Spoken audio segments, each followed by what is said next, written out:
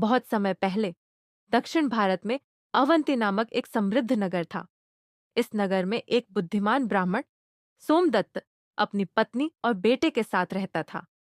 वह वेदों और शास्त्रों का ज्ञाता था, लेकिन उसकी आर्थिक स्थिति बहुत खराब थी। एक दिन उसे एक रहस्यमयी साधु मिला, जिसने उसे एक प्राचीन खजाने की कहानी सुनाई।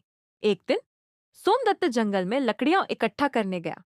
वहां उसने एक बूढ़े साधु को ध्यानमग्न देखा। साधु के चारों ओर एक अलौकिक ऊर्जा थी। सोमदत्त ने विनम्रता से प्रणाम किया और साधु ने मुस्कुराते हुए कहा, वत्स, मैं तुम्हारा इंतजार कर रहा था। तुम्हारी तकदीर में कुछ बड़ा लिखा है। सोमदत्त चौंक गया। महाराज, मैं तो एक साधारण ब्राह्मण हूं, मेरे लिए क्या विशेष है? साधु ने कहा, तुम्हारे पूर्वजों ने एक अमूल्य खजाना छिपाया था, जिसे पाने का समय आ गया है। यह खजाना तुम्हें एक शापित किले में मिलेगा। लेकिन सावधान, वहां की सुरक्षा में एक भयानक रहस्य छिपा है। साधु ने सोमदत्त को एक पुराना नक्शा दिया और कहा, यह खजाना तुम्हारी नियति है, परंतु इसे पाना इतना सरल नहीं होगा। सोमदत्त ने यह बात अपने मित्र वीरभद्र को बताई, जो एक साहसी योद्धा था। दोनों ने मिलकर उस रहस्यमय किले की खोज शुरू की। कई दिनों की यात्रा के बाद वे एक घने जंगल में पहुंचे, जहां एक विशाल और जर्जरित किला खड़ा था। किले के चारों ओर अजीब सी नकारात्मक ऊर्जा थी। जब वे किले के अंदर गए तो वहां की दीवारों पर रहस्यमयी चित्र बने थे। अचानक उन्हें किसी के हंसने की आवाज सुनाई दी। यह कोई सामान्य हंसी नहीं थी, बल्कि डरावनी और गूंजती हुई थी। सोमदत्त और वीरभद्र जैसे ही आगे बढ़े, सामने एक छाया मूर्ति प्रकट हुई। वह एक भूत था, जो किसी समय इस खजाने का रक्षक रहा होगा। उसने गरजते हुए कहा, जो भी इस खजाने को पाने आएगा, उसे मेरी पहेली हल करनी होगी। अगर उत्तर गलत हुआ तो यहां से जीवित नहीं जा पाएगा।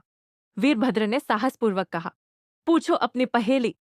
भूत ने कहा, एक पेड़ जिसकी कोई छाया नहीं, एक नदी जो कभी नहीं बहती, एक राजकुमार जिसका कोई राज्य नहीं। बोलो, यह क्या है?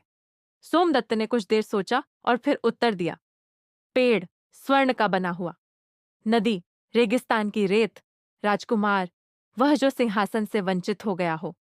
भूत जोर से हंसा और कहा, तुमने सही उत्तर दिया, लेकिन खजाने तक पहुंचने के लिए तुम्हें आखिरी परीक्षा देनी होगी। भूत ने उन्हें एक कक्ष की ओर इशारा किया, जहां 4 दरवाजे थे। हर दरवाजे के पीछे एक भयानक खतरा था। पहले दरवाजे के पीछे विषैले नाग थे, दूसरे दरवाजे के पीछे आग की लपटें, तीसरे दरवाजे के पीछे एक भूखा शेर, चौथे दरवाजे के पीछे कुछ नहीं था, केवल अंधेरा। सोमदत्त ने सोचा और फिर चतुराई से कहा, हम चौथे दरवाजे से जाएंगे, क्योंकि कुछ नहीं होने का अर्थ यह है कि यह एक सुरक्षित मार्ग है। जैसे ही उन्होंने दरवाजा खोला, वे एक सुरंग में पहुंचे, जो सीधे खजाने के कक्ष तक जाती थी। जब वे उस कक्ष में पहुंचे तो वहां एक विशाल स्वर्ण मूर्ति और ढेर सारे बहुमूल्य रत्न रखे थे। सोमदत्त को विश्वास नहीं हो रहा था कि वह वास्तव में अपने पूर्वजों का खजाना पा चुका है। जैसे ही उन्होंने खजाने को छुआ, भूत फिर प्रकट हुआ और कहा, तुमने अपनी बुद्धिमानी से यह खजाना पाया है, इसलिए अब यह तुम्हारा है। लेकिन याद रखना, इसे सत्कर्म में उपयोग करना, अन्यथा यह तुम्हें श्राप देगा। सोमदत्त और वीरभद्र ने खजाने का उपयोग नगर की भलाई में किया, जिससे अवंती नगर फिर से समृद्ध हो गया। इस कहानी से हमें यह सीख मिलती है कि बुद्धि और धैर्य से हर समस्या का समाधान किया जा सकता है। साथ ही किसी भी संपत्ति का सही उपयोग ही उसे मूल्यवान बनाता है। तो कैसे हैं आप लोग? अगर आपको ये कहानी अच्छी लगी तो लाइक करें, कमेंट करें और हमारी पंचतंत्र चैनल को सब्सक्राइब करना मत भूलिएगा। तो आपसे जल्दी ही मिलते हैं एक और ऐसी ही रोमांचक कहानी लेकर। तब तक सायोनारा।